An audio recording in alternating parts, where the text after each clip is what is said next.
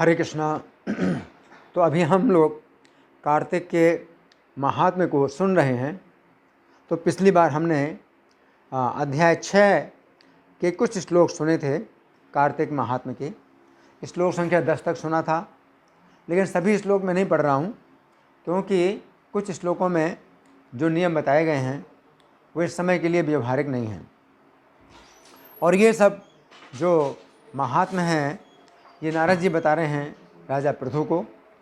और नारद और राजा पृथु का जो संवाद है ये भगवान कृष्ण सुना रहे हैं सत्यभामा को।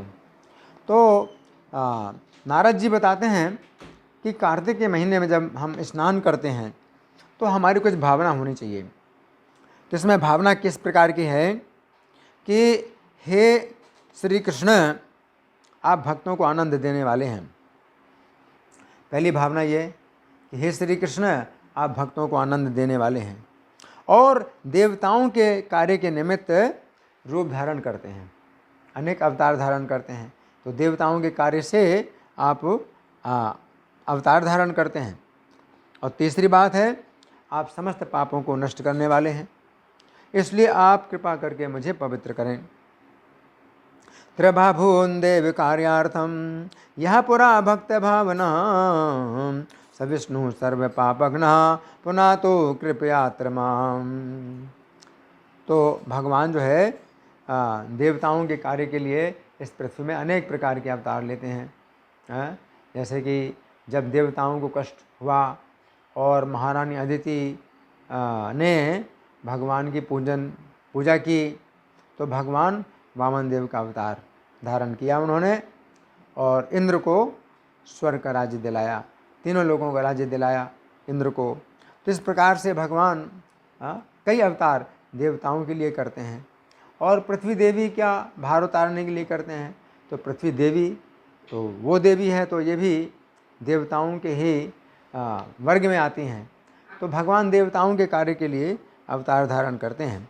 तो स्नान करते समय हमारा भाव ये होना चाहिए कि भगवान देवताओं के कार्य के लिए अवतार धारण करते हैं और भक्तों को आनंद देते हैं। भगवान के अवतार का दूसरा कारण क्या है? भक्तों को आनंद देते हैं। और तीसरा कारण क्या है कि भगवान का जो अवतार है ये समस्त पापों को दूर करता है। जब भगवान अवतार लेते हैं और लीलाएं करते हैं तो उन लीलाओं को जो देखते हैं, जो सुनते हैं, जो सुनाते हैं, ये सब पापों से मुक्त होते हैं। तो ये तीन बातें जो है हमें हमारे दिमाग में हो स्नान जब करते हैं, और ये प्रार्थना हो कि आप मुझे पवित्र कीजिए। तो भगवान की आज्ञा पाकर के कार्तिक व्रत करने वालों की सब देवता रक्षा करते हैं। इंद्र सहित वे सब देवता मेरी रक्षा करें। तो स्नान के समय ये भी विचार करना है। क्या विचार करना है कि भगवान ने पहले से आज्ञा दे दी देवताओं को, और भगवान ने अगर एक बार आज्ञा दे दी देवताओं को तो वो आज्ञा हमेशा के लिए हो गई। ऐसा नहीं होता है कि आज की आज्ञा है तो आज के लिए है, अगले दिन नहीं चलेगा, ऐसा नहीं है। भगवान चूँकि ऐसा कोई पद नहीं है कि उनका पद जो है चला जाएगा तो उनका आदेश भी फिर जो है मतलब काम नहीं करेगा।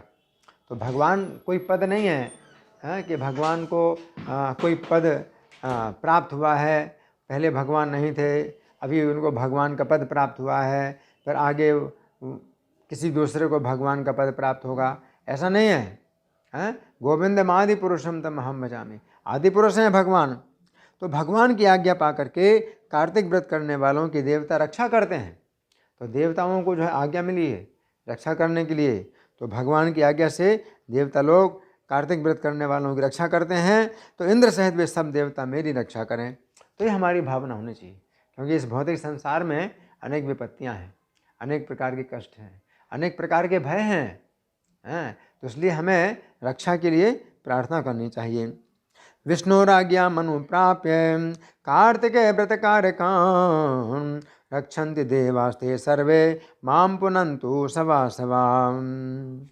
और स्नान के समय क्या प्रार्थना होनी चाहिए कि जितने भी वेद मंत्र हैं और जितने देवता हैं और कश्यप जैसे जितने मुनि हैं वे सब इस पानी में हैं। जिस जल में मैं स्नान कर रहा हूँ, इस जल में समस्त यज्ञों के सहित वेद मंत्र हैं, समस्त देवता हैं और कश्यप आदि मुनि हैं।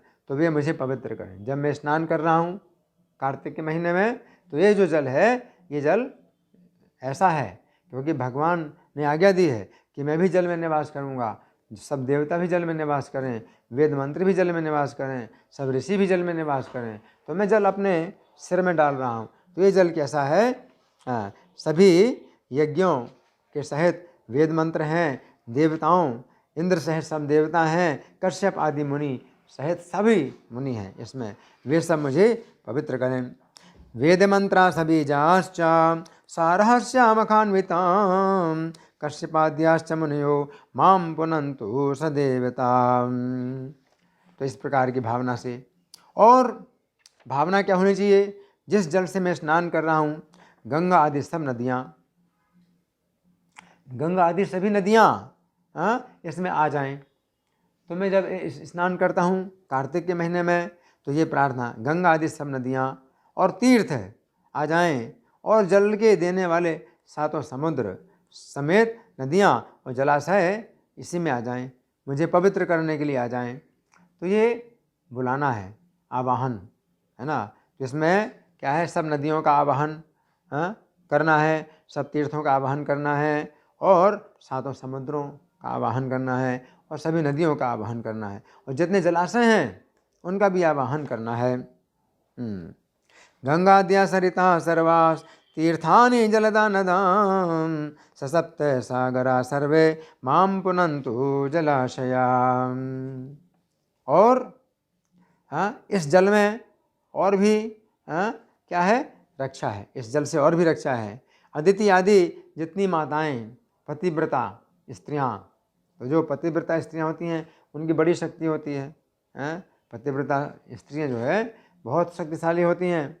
तो गंगा अदिति आदि पतिव्रता जितनी स्त्रियां हैं, तो वे भी मेरी रक्षा करें। और जितने यज्ञ हैं और सिद्धों के समुदाय, सिद्ध लोग, उनके पास बहुत सी शक्तियाँ होती हैं, सिद्धियाँ होती हैं, तो वे सिद्ध भी मेरी रक्षा करें। और सर्प लोग भी मेरी रक्षा करें, और तीनों लोगों की औषधियाँ मेरी रक्षा करें। औषधियाँ एक से एक बढ़ कर के हैं। कोई औषधि सूंघने मात्र से ही शरीर के घाव भर जाते हैं। किसी औषधि को सूंघने मात्र से ही हड्डियाँ, टूटी हुई हड्डियाँ जुड़ जाती हैं। तो ये औषधियाँ भी जो है भगवान की सृष्टि में हैं। तो इस जल में वे भी जो है आ जाएं, आवाहन करना चाहिए। सभी औषधियाँ मेरी रक्षा करें, और पर्वत भी मेरी रक्षा करें। तो पर्वत भी रक्षा करते हैं, पर्वतों के द्वारा भी पालन होता है। जैसे कि गोवर्धन पर्वत तो गोवर्धन का मतलब ही है जो गैयों को बढ़ाए। तो गैयों को इतना भोजन वो प्रदान करता है, पौष्टिक भोजन, घास प्रदान करता है कि वो गौएँ और बड़ी होती हैं। तो गोवर्धन पर्वत, तो ये जो पर्वत लोग हैं, तो ये भी जो है इच्छाओं की पूर्ति करते हैं और अनेक प्रकार से रक्षा करते हैं। तो उस स्नान में हमारी जो है ये भावना होनी चाहिए। पतिव्रतास्त्वदित्याद्या यक्षा सिद्धा सपन्नगाम ओषध्या पर्वतश्चापि माम पुनन्तु त्रिलोकजाम।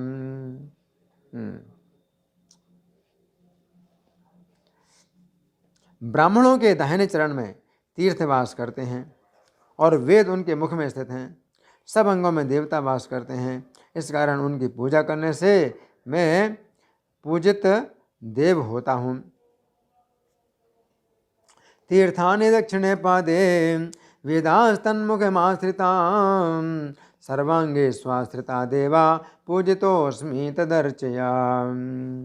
यहाँ पर ये भावना करना है कि अगर मैं उन वैष्णव ब्राह्मणों की पूजा करूं, वैष्णव ब्राह्मण, यहाँ पर ब्राह्मण जो बताया गया है वो वैष्णव ब्राह्मण समझना चाहिए, दूसरे ब्राह्मण नहीं। जो वैष्णव ब्राह्मण हैं, मतलब ब्राह्मणों में 3 प्रकार के ब्राह्मण होते हैं। तो पहले जो ब्राह्मण हैं वो होते हैं द्विज ब्राह्मण। तो जो द्विज ब्राह्मण हैं तो वो कुछ नियम, पवित्रता के नियम जानते हैं, उनका पालन करते हैं, तो द्विज ब्राह्मण कहलाते हैं। फिर विप्र ब्राह्मण वो कहलाते हैं जो पवित्रता के नियमों का पालन करते हैं, यानी तपस्या, लेकिन साथ साथ विद्या भी है, उनके पास शास्त्रों का भी ज्ञान होता है, तो विप्र ब्राह्मण कहलाते हैं। लेकिन सबसे ऊपर होते हैं वैष्णव ब्राह्मण। तो जो वैष्णव ब्राह्मण हैं वो कृष्ण के भक्त होते हैं, कृष्ण का गुणगान करते हैं और कृष्ण के गुणगान के अलावा और कुछ बोलते नहीं, तो वो वैष्णव ब्राह्मण हैं। तो यहाँ बताया गया कि वो ब्राह्मण, अगर उन वैष्णव ब्राह्मणों की जो है मैं पूजा करूँ तो क्या होगा, तो मेरी भी पूजा हो जाएगी। हम अपनी पूजा नहीं कर सकते, हम जितनी अपनी पूजा करेंगे सब उल्टा होगा। लेकिन अगर वैष्णव ब्राह्मणों की हम पूजा करते हैं तो हमारी पूजा हो जाती है। तीर्थानि दक्षिणे पादे, उनके दाहिने पैर में सब तीर्थ हैं, वैष्णव ब्राह्मण के दाहिने पैर में सब तीर्थ हैं। और वेदास्तन मुखमासिता, और जितने वेद हैं सब उनके मुख में रहते हैं, वैष्णव ब्राह्मण के मुख में वेद रहते हैं। और सर्वांगे स्वासिता देवा, और पूरे शरीर में देवता निवास करते हैं। पूजितोस्मि तदर्चया, तो अगर मैं उनकी पूजा करता हूँ तो मेरी भी पूजा हो जाती है, नहीं तो अपनी पूजा करने का और कोई दूसरा उपाय नहीं है ना। तो ये कार्तिक में ये हमें विचार करना चाहिए कि वैष्णवों का कैसे सम्मान करें, कैसे उनको प्रसन्न करें, उनकी कैसे सेवा करें। तो ये जो है कार्तिक का विशेष नियम है। तो इस तरह से हमने आज के दिवस पर कार्तिक के संबंध में कुछ नियम बतलाए हैं, और फिर आगे चल कर के हम इसमें कुछ और करेंगे और कुछ पाठ करेंगे। तो आज का जो पाठ है वो समाप्त हो गया है। धन्यवाद। हरे कृष्णा।